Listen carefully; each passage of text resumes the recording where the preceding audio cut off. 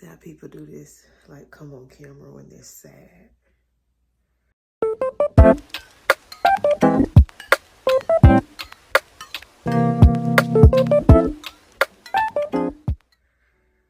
I've done it a couple times, but it's not easy.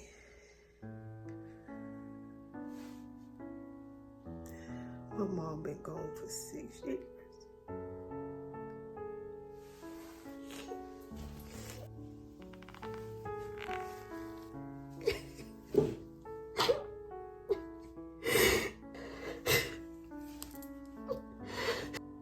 Jesus.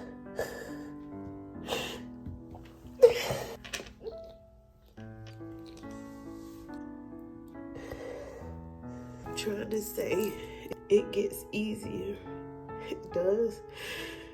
It does get easier. Meaning the days will spread apart. The months and the years will spread apart from you crying or being sad. It will get better. But even after, April will be 7 years.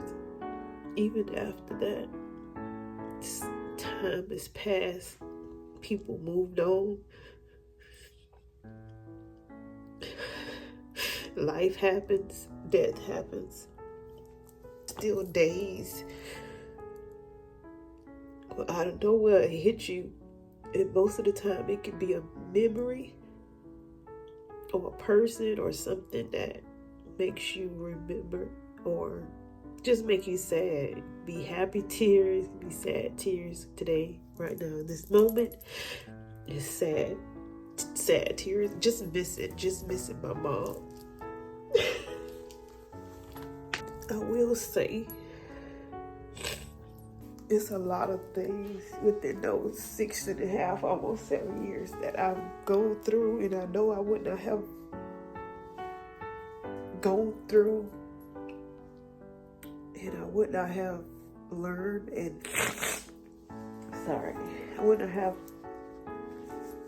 had the strength or used the strength God gave me to go through it if my mom was here. And sometimes it's like hard to say that, like a sadness, like, God, you had to take my mom away from me to know I have this strength, or know that this strength comes from you in order for me to learn these things, or in order for me to go through these things, knowing it was you versus my mom. It's sad. To me, it's kind of hard to explain, but I hope you understand what I'm trying to say. Sometimes I'm careful about what I say. I had the best mom in the world. The best God could give anybody. If y'all only knew that woman. I know people say they had the best mom in the world. Sometimes I say to myself, you must not have met my mom. Never met a woman like that before in my life. And she gave up everything for her children. She put every last one of us, all 17 of us, in God's hands. That's one thing I've been praying for. Me as a mom can do that for my children. My boys, they have no idea how much I love them.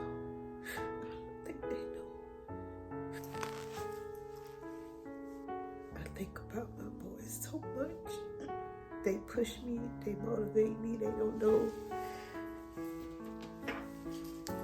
how much of myself and my own will I ignore things I want to do. They don't know how much they've helped me to grow, how much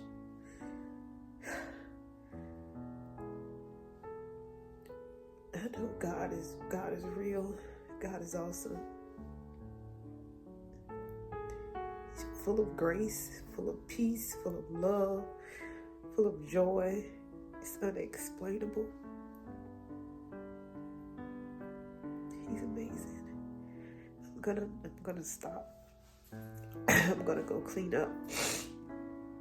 I'm gonna go finish washing some clothes, doing some laundry, and I want to clean my garage. It's 11:15. I don't have to leave till about 2 o'clock, so I got a few hours. I hope I don't look too bad of a mess. I literally got this because I don't want my kids to see. My kids to see me with red eyes and see that I've been crying. So I'm gonna show y'all how I'm gonna be looking in a few minutes like I wasn't even crying. One eternity later. And just like that, I look like I haven't been crying.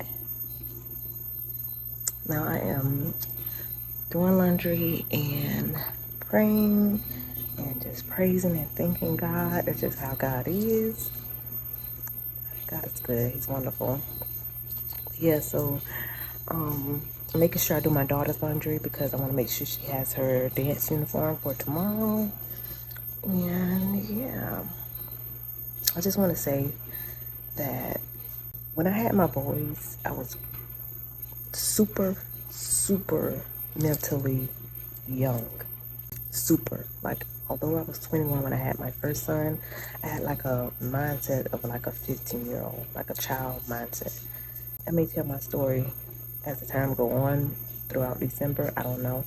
I was very sheltered, very just spoiled and protected from like the outside world and like real life. I would say real life. I was very sheltered and protected from like real life things that go on in the real world. But I did venture out and met my boyfriend, now husband, and my children's dad. I didn't know a whole lot. I wasn't mature at all, like at all, y'all, at all. I didn't even know how to cook, didn't know how to wash clothes. I didn't know a lot. Like, I didn't know a lot. When I did have my boys, I knew I was far from being capable and mature enough to raise a daughter, a female child. So, and God knew that. God knew that, and I knew that. That's one thing I don't think people realize, and that I actually can say I love about myself. I'm very aware of my shortcomings and very aware of my flaws. So it's something that I constantly work on. People would get a lot further in life when they look in the mirror. When they look in the mirror at themselves. I may not get to where I need to be when I am faced with my flaws and my shortcomings, but I'll let you know, like, yeah, you're right. You sure enough right. I need to work on that. Pray for me. But when people like in denial, like, that ain't me. Couldn't have been me like that. I'm like, you don't see yourself? Do you not see yourself? Like, but anyway, although I'm still growing and still maturing and still could do better with me being a mother to a female child, daughter, I am hard on myself. So I'm constantly asking God for his help when it comes down to my daughter. I want to be the best mother I could be and to her, and be very aware spiritually, mentally for her. She does deserve the best, and God placed her in my care on this earth to be her earthly mom, and that's how I look at it. But he gives us this love that is unexplainable for our children, and he gave them to me for a reason, and apparently I was worthy enough for these 3 angels. I've always called my children my angels. Malachi, Simeon, and Josephine. It could be 10, 15, 20, 25, 30, 40 years from now. I love y'all. I'm not gonna cry, so I'm gonna stop. So, guys have a blessed day. Bye.